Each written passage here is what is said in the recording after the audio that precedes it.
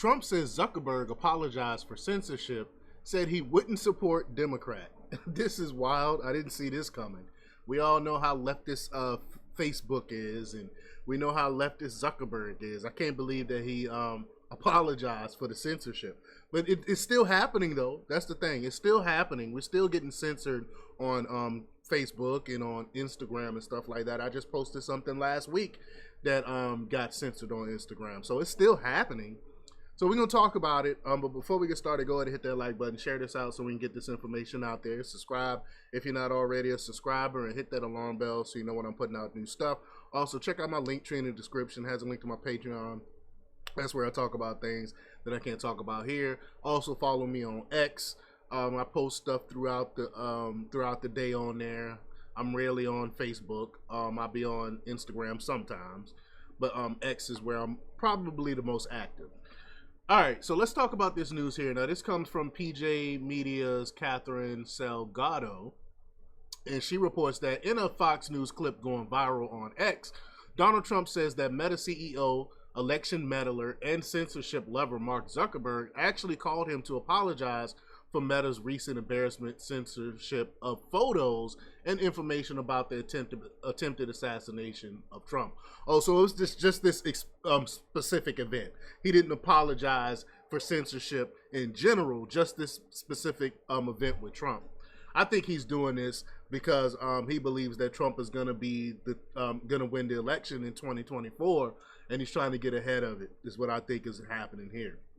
But Trump made his statement on Fox News about Mark Zuckerberg, who is the CEO of Meta, which owns Instagram, Facebook, WhatsApp, and Threads. Zuckerberg, quote, called me a few times, Trump told Maria Bartiromo, claiming the big tech CEO called Trump very brave and apologized for Meta's scandalous censorship about the assassination attempt. In fact, Trump made the startling claim that Zuckerberg said he wouldn't support a Democrat. Now, if only we could rely on Zuckerberg's honesty, right? He sat there in Congress and lied straight in Congress and nothing happened to him. So in the clip, Trump said Zuckerberg, quote, called me and the assassination, after the assassination attempt, and he said that was really amazing. It was very brave. So I'm just going to play the clip here. Here we go. Said that the picture wasn't altered. At first they said it was altered, and then they said no, it was a bug. So it was a Mark mistake. Zuckerberg, my point is right. These companies would not allow any information out about what happened. So Mark Zuckerberg called me. First of all, he called me a few times. He called me after the event, and he said that was really amazing. It was very brave, and and he actually announced he's not going to support a Democrat because he can't, because he respected me for what I did that day. I think what I did maybe was to me, it was a normal response. But I was called by Mark Zuckerberg yesterday, the day before, on this same subject, and he actually apologized. He said they made a mistake, et cetera, and they're correcting the mistake. Google, nobody called from Google. One of the things, like doing a show like yours, your show, you see it on Fox, but where you really see it is all over the place. They take clips of your show that you're doing right now with me, and if I do a good job, they're going to vote for me. They're going to vote for me because it's not just on Fox. It's on Fox is a smaller part of it. You're on all over those little beautiful cell phones. You're all over the place. You have a product. You have a great product. You have a great brand. So you have to get out. You have to get out. You have to do things like your show and other shows. And Google has been very bad. They've been very irresponsible. And I have a feeling that Google is going to be close to shutdown because I don't think Congress is going to take it. I really don't think so. Google has to be careful. Now, I will say this. I believe Mark Zuckerberg. He called me a lot. They are working on, and I think they fixed it. But what? And he's not doing what he did 4 years ago with the $500 million. I don't believe. Yeah. So you heard that there. I don't think anything's going to happen to Google, to be honest. I'm very pessimistic when it comes to this, to Congress and the soft Republicans, the rhinos. I don't see them actually standing up to Google in their censorship practices. But a Google search also made headlines for apparently suppressing information about the assassination attempt on Trump. Nasty work. And Trump points out to Bartiromo that the big tech actions are important because viewers see a show like hers or any other political show, not just on the network, but in clips all over the internet. And Google and platforms like that disagree with our politics, they censor us. And we know it. It's been happening for years. We've been talking about it for years. Government haven't done anything about it, so I don't expect them to do anything about it.